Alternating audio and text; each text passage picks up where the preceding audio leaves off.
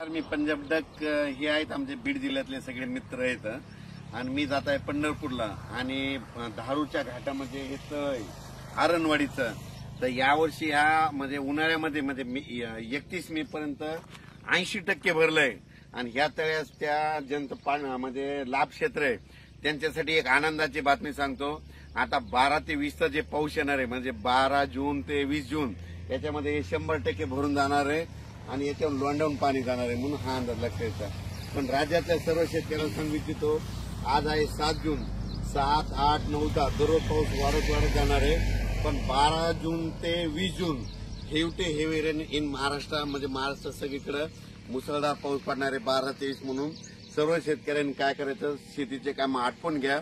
आज आणखीन 2-3 दिवस देखील आहे पण आज देखील राज्यात भाग बदलत पाऊस पडणार आहे म्हणून हा अंदाज लक्षात येतात. त्याच्यानंतर 12 ते 20 पाऊस पडणार आहे. सगळ्यात जास्त पूर्व विदर्भ, पश्चिम विदर्भ, दक्षिण महाराष्ट्र, उत्तर महाराष्ट्र, कोकणपट्टी, खानदेश, मराठवाडा सगळीकडेच पडणार आहे. पण राज्यातल्या सर्व शेतकऱ्यांना सांगू इच्छितो की म्हणजे आज 7 जून पासूनच राज्यात मी म्हटलं होतं ना 6 जून पर्यंत तुम्ही कामं आटपा. 7 जून पासून म्हणजे आजपासून बघा दुपारी 3च्या नंतर राज्यात ठिकठिकाणी पाऊस सुरू होणार आहे. काल देखील खूप ठिकाणी पाऊस झाला, नाशिककडे झाला, पुण्याकडे झाला, दौंडकडे झाला, आज देखील पहाटे सोलापूरकडे खूप झाला. असाच पाऊस काय होणार दररोज वाढत जाणार आहे. पण 12 ते 20 मात्र राज्यात मुसळधार पाऊस पडणार आहे म्हणून हा अंदाज लक्षात घ्यायचा. ज्यांचे कोणाचे आणखीन थोडे कामं राहिलेले असेल तुम्ही 11 जून पर्यंत 11-12 पर्यंत कामं आटपून घ्या म्हणून हे अंदाज सगळ्यांना लक्षात यायचा. आणि ज्यांच्या शेतामध्ये पेरणीसाठी ओल असेल तर तुम्ही 12 तारखेपर्यंत पेरू शकता. सोयाबीन जर पेरली तर तुम्हाला सांगतो, सोयाबीन पेरल्याच्या नंतर एक दिवस सोयाबीनला शांत झोप पाहिजे.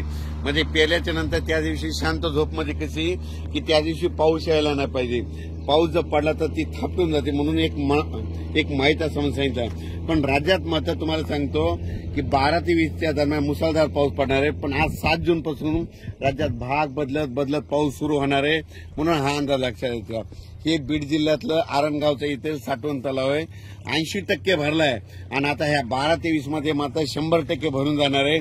आणि यावर्षी बीड जिल्ह्यामध्ये जिथे छोटे तलाव आहे सगळे भरून खडे देखील फुटणार आहे, सगळ्या विहिरीमधून वरून पाणी वाहणार आहे म्हणून हे बीड जिल्ह्यासाठी आनंदाची बातमी.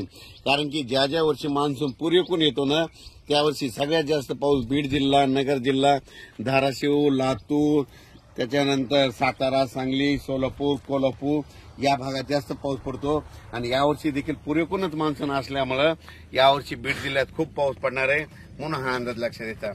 अचानक वातावरणात बदल झाला तर लगेच एक मेसेज दिला जाईल. धन्यवाद.